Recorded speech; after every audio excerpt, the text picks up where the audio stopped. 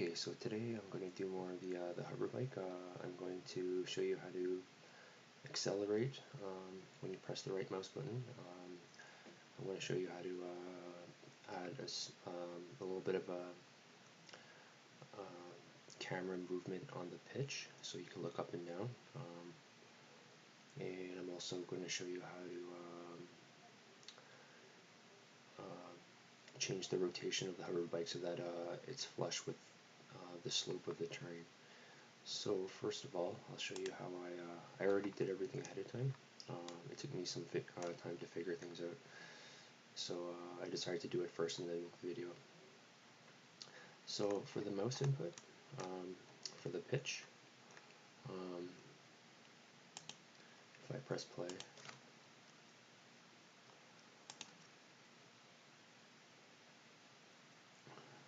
I walk over,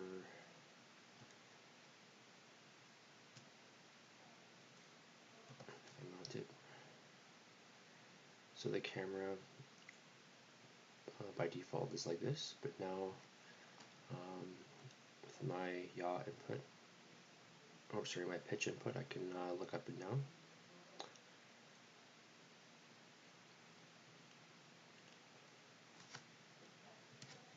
And the way I did this was originally I copy and pasted this from my female warrior, the mouse input, but this actually doesn't work. Actually, I don't even need these. I just need the lookup input, and I'm using add local rotation of the spring arm. And the spring arm is this thing that's holding the camera, I guess. And all I'm doing is as I move the mouse up and down, the axis value changes the pitch, but the roll and the yaw doesn't change. So I just keep it as this. So I just plug this whatever value it is.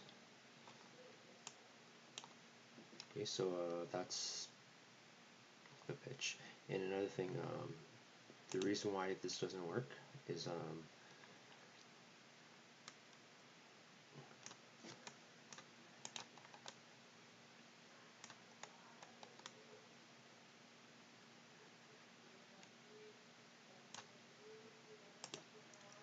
when I went into character movement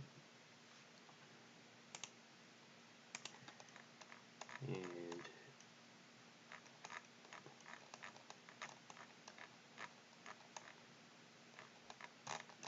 sorry, not character movement. When I went into spring arm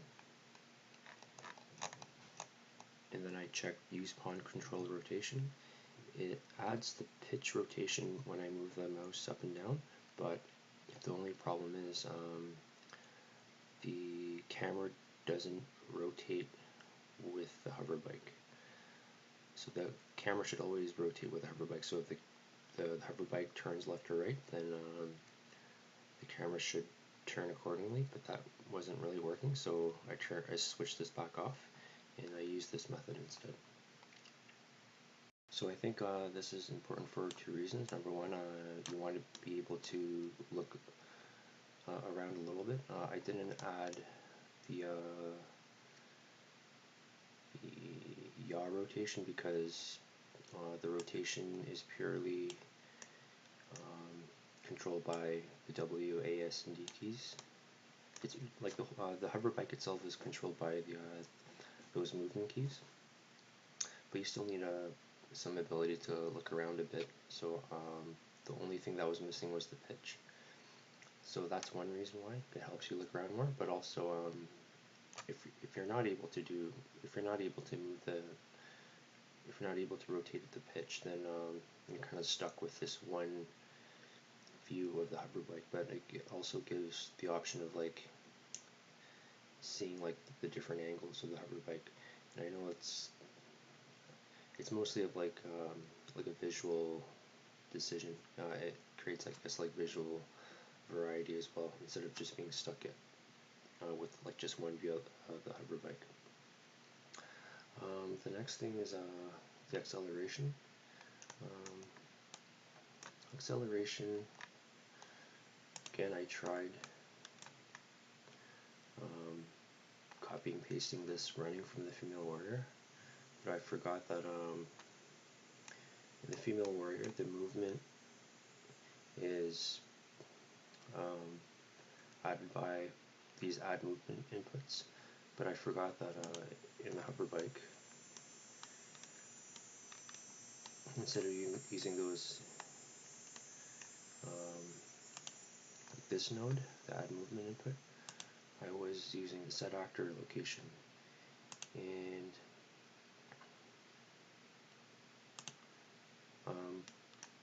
when you're trying to make things go faster, like these max walk speeds only work if you're using add movement input, because I think both of these, both the add movement input and the max walk speed, it refers to the character movement, and that's where these max walk speeds are. So it says max walk speed here, and then max walk speed right here. And I believe this add movement input has to do with this character movement here. But because that's not being used in the Hoverbike, that method of speeding up didn't work. So instead, if you look over at the movement, when I press forward or backwards, the W or S key,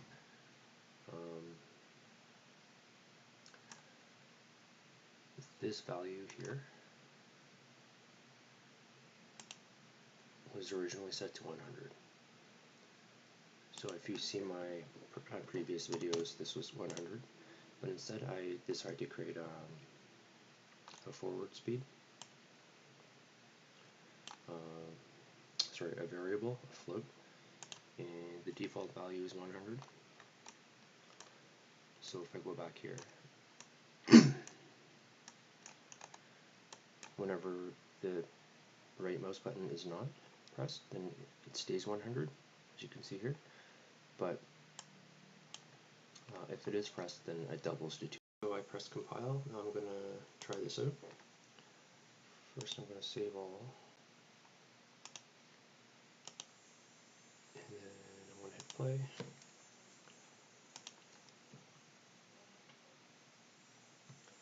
It might be hard to see because my computer, I'm doing this on a laptop, so it's kind of slow. But I'm going to rotate this a bit. So if I go forward, okay, you can see the speed, but as soon as I hit the right mouse button, it's kind of hard to tell. But if I let go slower again.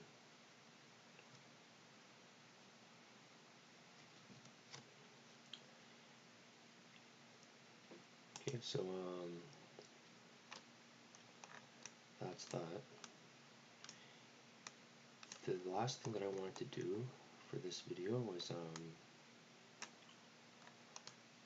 I wanted the Hoverbike to rotate flush with the slope of the terrain. So the way I did that was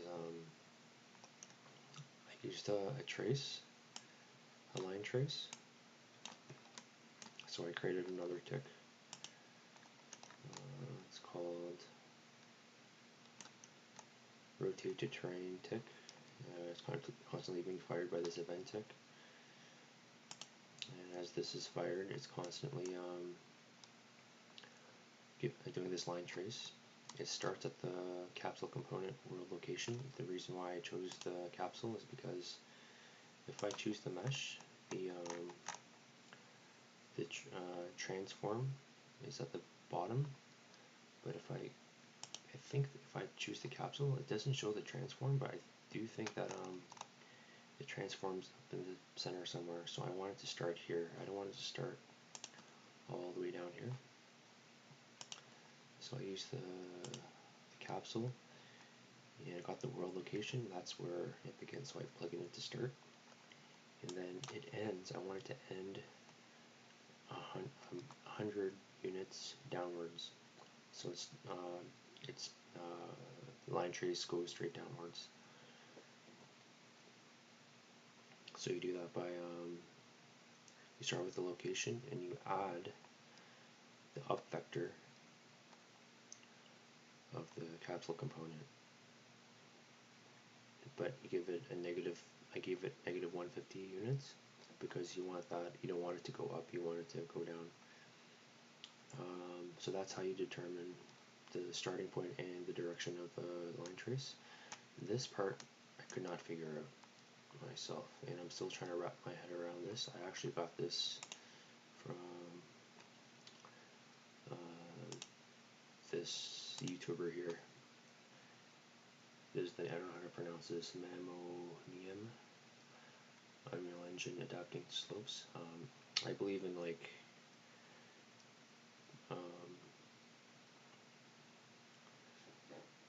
mentioning like all the people that I get my information from. I think it's a good thing to do. But anyways, this guy has a pretty awesome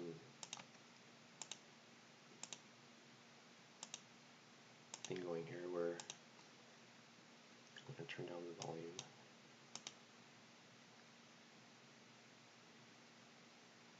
As you can see, he's got an awesome rig here with an awesome model, but the model like rotates to the slope of the ground or the terrain. I think it's technically pretty advanced. So basically, whatever he did here, I literally just copied it. I'm still trying to figure, like, I come from an art background. I don't come from a programming background. So I'm still trying to wrap my head around this. But anyways, it works. Another thing that I have to do is, this is all good when the bike is mounted, but as soon as the female warrior dismounts, the angle of the female warrior is thrown off a little bit. The character should always be upright, but it keeps like the rotation of the hover bike for some reason when at the moment that the hover bike is dismounted. So I have to create this little thing after the event tick, set actor rotation.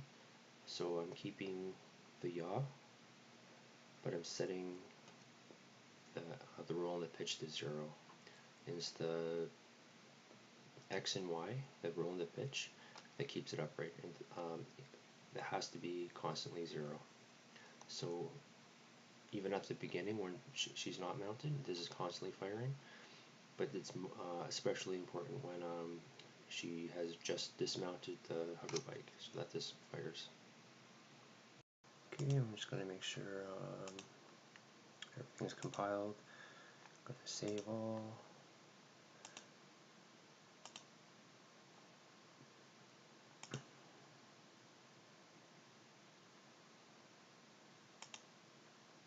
Okay, and I want to hit play to demonstrate this. But first, before I mount the bike, I'll just quickly, for those of you that have never used line trace, that line trace that I created, you can see like on the hover bike, that little red line, it starts at the middle of the capsule, it shoots down 150 units in the negative, and at the very bottom you can see a little red square, and that's the point in which it's hitting the ground. Oh, I forgot to mention, in order for this the line trace to work, you have to go into project settings and type in trace in the search field. So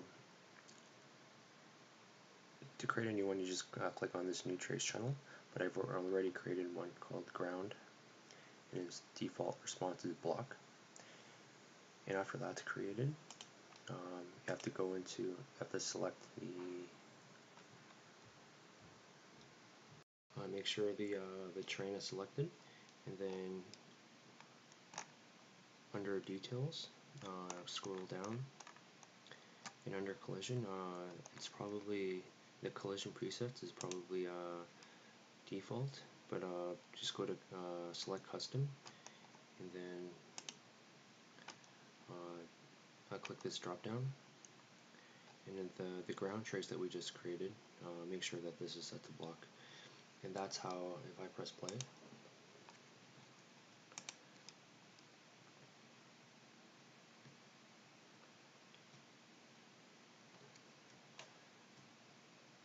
that's why the little red squares appearing, because it's detecting the line trace is detecting the ground terrain with the ground that ground thing blocking the line trace. So if I press Z, mount, let's quickly demonstrate. So if I go this way,